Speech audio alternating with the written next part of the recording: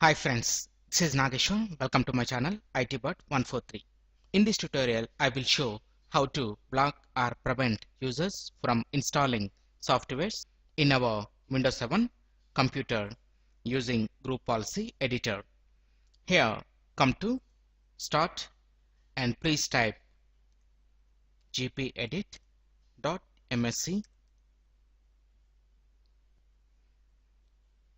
Expand this.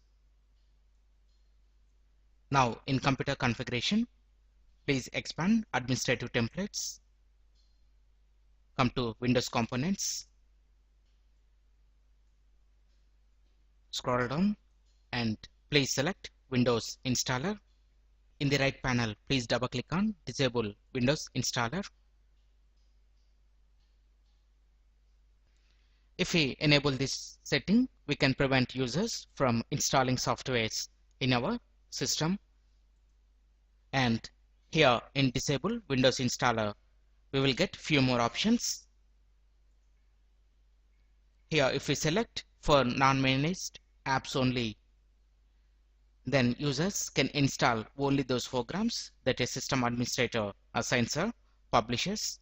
If we select never, users can install softwares normally. I want to select always option to disable the Windows installer. Click on apply. OK. Now close the editor. Here I have a WinZip Windows installer pack. Now let's try to install WinZip. Click on run. Now I got system administrator has set policies to prevent this installation. Okay. Similarly, I have one more software. Type VNC. Run. I got same message. System administrator has set policies to prevent this installation. Like this, we can block or prevent users from installing softwares in our Windows 7 system. I hope you like this video. If you like this video, please click on like button and please share this video with your friends.